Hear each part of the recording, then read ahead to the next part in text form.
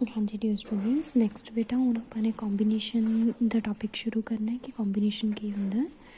कहंदे in combination we are not interested in arranging. कहंदे कि जदों आपां अरेंजमेंट नहीं करना, बट जदों कि आपां ने किसी चूज़ दे नूं चूज़ करके ਉਹਦੇ कॉम्बीनेशनस बनाने ਤਾਂ ਆਪਾਂ कॉम्बीनेशन ਦਾ कंसैप्ट यूज़ करते हैं।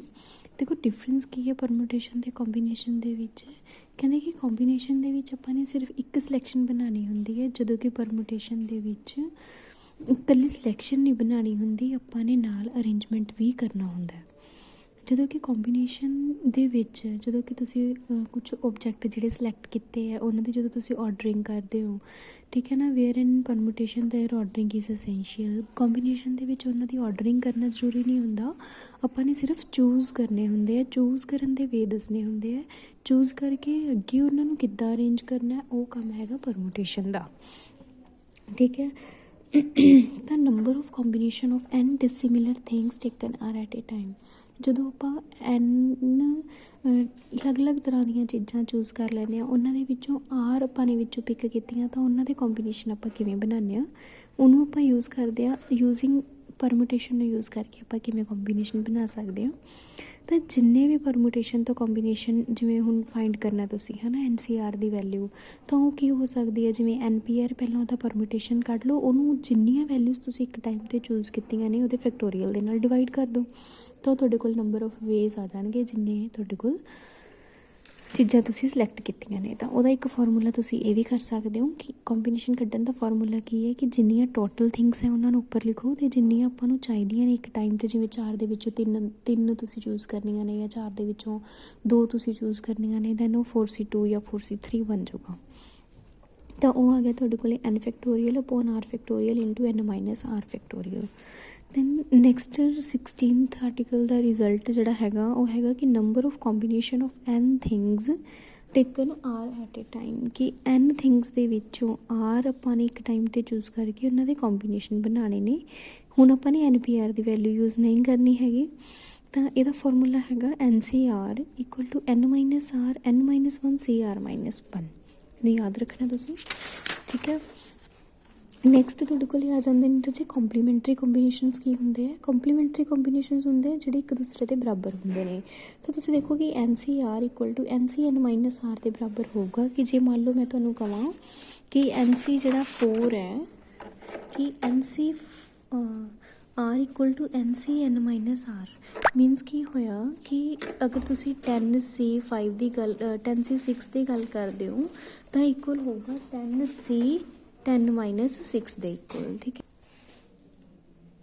ਤਾਂ ਇਹਦੇ ਵਿੱਚ ਰਜੇ ਤਾਂ ਕਿਹਦੇ ਇਕੁਅਲ ਹੋਣਾ ਹੈ, ਜਿਹੜਾ ਇਹ 10C6 ਹੈ ਇਹ 10C 10 ਮਾਈਨਸ 6 ਦੇ ਇਕੁਅਲ ਹੋਊਗਾ, ਮੀਨਸ 10C4 ਦੇ। ਤਾਂ ਮੀਨਸ 10C6 ਦੀ ਜਿਹੜੀ ਵੈਲਿਊ ਹੈ ਉਹ ਕਿਹਦੇ ਬਰਾਬਰ ਹੋਊਗੀ 10C4 ਦੇ। ਤਾਂ ਇਹ ਵੀ ਤੁਸੀਂ ਰਿਜ਼ਲਟ ਜਿਹੜਾ ਹੈਗਾ ਉਹ ਯਾਦ ਰੱਖਣਾ। ਨੈਕਸਟ ਆਰਟੀਕਲ ਨੰਬਰ 18 ਦਾ ਰਿਜ਼ਲਟ ਜਿਹੜਾ ਹੈਗਾ ਉਹ ਹੈਗਾ NCR plus NCR minus 1 equal to N plus 1 CR। Means ਹੈ ਕਿ ਅਗਰ ਤੁਹਾਡੇ ਕੋਲ 2 ਕੰਸੈਕਟਿਵ ਪਰਮੂਟੇਸ਼ਨਸ ਕੰਬੀਨੇਸ਼ਨ ਚੱਲਦੇ ਆ ਤਾਂ ਉਹਨਾਂ ਦੇ ਵਿੱਚੋਂ N ਦੀ ਵੈਲਿਊ 1 ਪਲੱਸ ਹੋ ਜਾਣੀ ਹੈ ਅਤੇ R ਰਹਿ ਜਾਊਗਾ। ਰਿਜ਼ਲਟ ਯਾਦ ਰੱਖਣੇ। ਇਹ ਸਾਰੇ ਰਿਜ਼ਲਟਸ ਜੋ ਹੈਗੇ ਨਾ ਤੁਹਾਡੀ ਐਗਜ਼ਾਮਪਲਸ ਦੇ ਵਿੱਚ ਬਹੁਤ ਕੰਮ ਆਉਣਗੇ।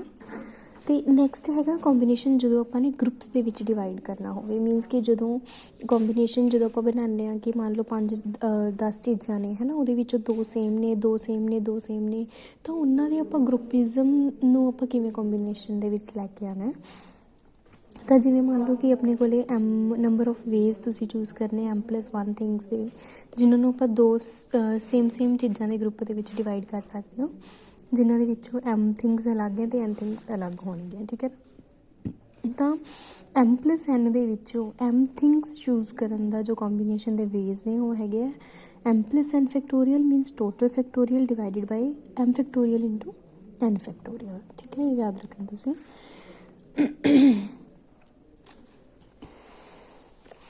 ਸੇਮ ਇੱਦਾਂ ਹੀ 3 ਵਾਲਾ ਅਗਰ ਮੰਨ ਲਓ 3 ਗਰੁੱਪ ਹੈ ਤੁਹਾਡੇ ਕੋਲ ਹੈ ਨਾ, ਤਾਂ M+N+P factorial divided by M factorial N factorial P factorial, ਯਾਦ ਰੱਖਣਾ ਹੈ ਸਾਈਡ ਨੂੰ। ਨੈਕਸਟ 21 ਆਰਟੀਕਲ ਜਿਹੜਾ ਹੈਗਾ find the total number of combination of N different things by taking some or all at a time. ਕਿ N different things ने उन्होंने विचों एक टाइम के उपर चाहे सारियां लैनियां ने या कुछ लैनियां ने तो टोटल नंबर ऑफ कॉम्बीनेशनस किन्ने हो गए टोटल नंबर ऑफ कॉम्बीनेशनस हो गए जिवें पहला एन दे विचों 1 चूज़ की फिर 2 कीतियां फिर 3 कीतियां फिर अप टू एन तक कीतियां means NC1 plus NC2 plus NC3 plus NCN तो ये किन्नियां हो जांदियां ने तुहाडे कोल total 2 raise to power n minus 1 याद रखना रिजल्ट जिहड़ा तुहाडा हैगा। हुण देखो इन्हां दे नाल रिलेटेड कुछ एग्जांपल्स ने सॉल्व करदे आं आपां जिवें तुहाडी बुक दे विच फस्ट एग्जांपल हैगी है C84 plus C83 equals to C9 and 4 ठीक है।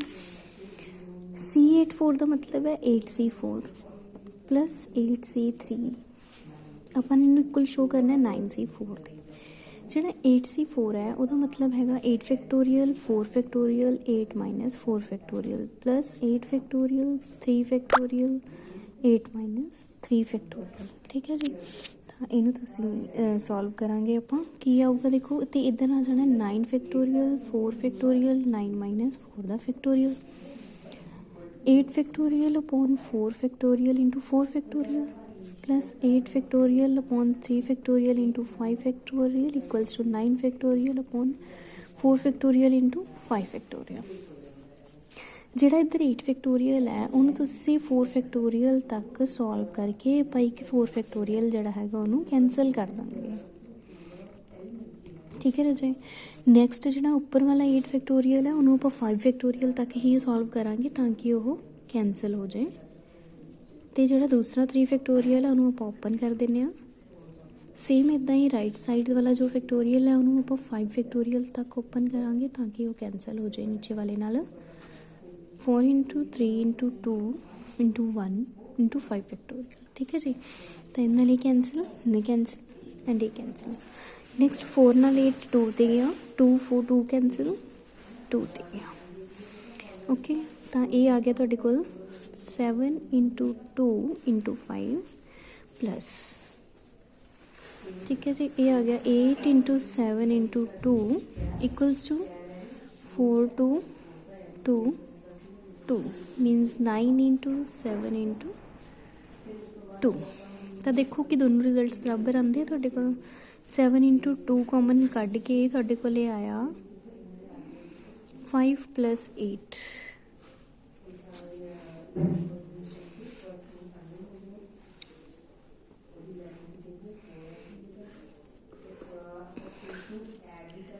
ठीक है जी।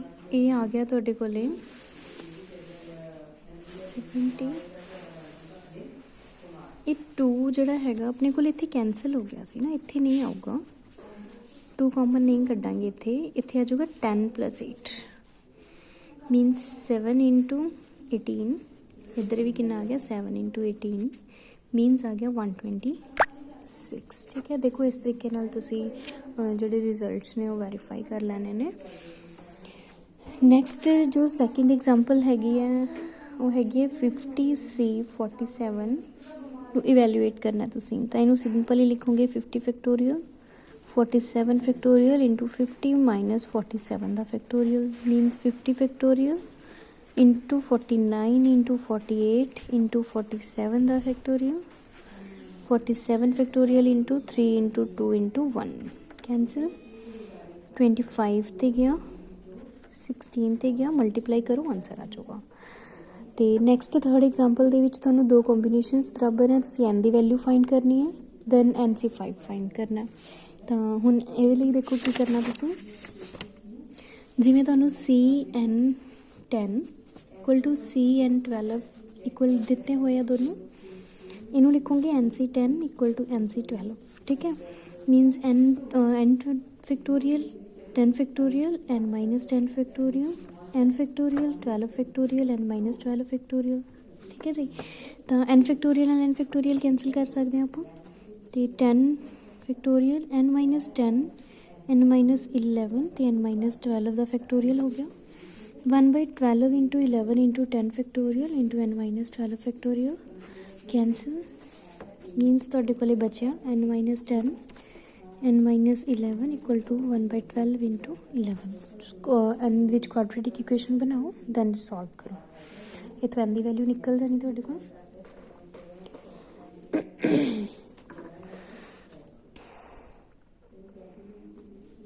तो नैक्सट 4th एग्जाम्पल हैगी है 2n cn सॉल्व करना, तुसी फार्मूला अप्लाई करो दैन ईजीली कैलकुलेट हो जाऊगा।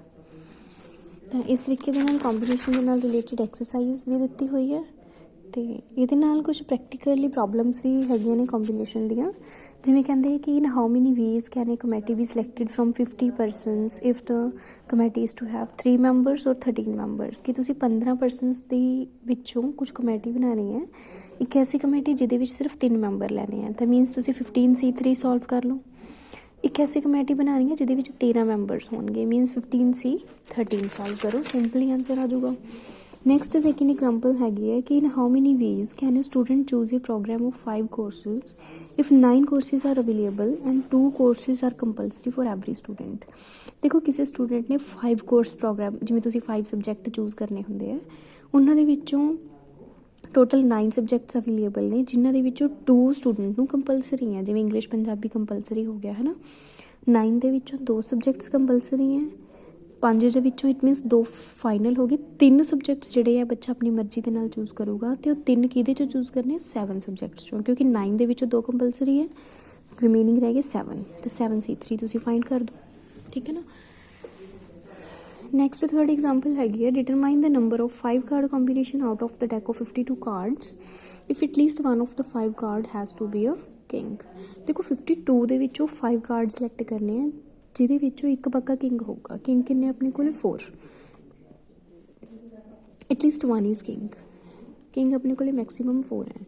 टोटल नंबर ऑफ कॉम्बीनेशनस किन्ने बनणगे 52C5, जिन्हां दे विचों कोई किंग नहीं होगा, वो किन्ने होणगे 48C5, तो एटलीस्ट वाले किन्ने हो गए तो उन्होंने सबट्रैक्ट कर दो, ठीक है जी।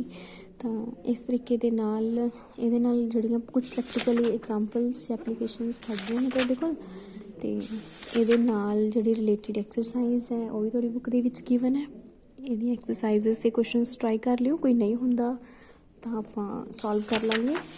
तो इस चैप्टर दे विचों आपां सिर्फ इन्ना ही करांगे। नैक्सट जिहड़ा हैगा अपना पिजन हॉल प्रिंसीपल, ये आपां कल नैक्सट लैक्चर दे विच करदे हां। अज के लैक्चर दे विच कोई डाउट हुंदा किसी भी स्टूडेंट का, तो तुसीं क्लीयर कर लिओ बेटा नाल दी नाल। ओके।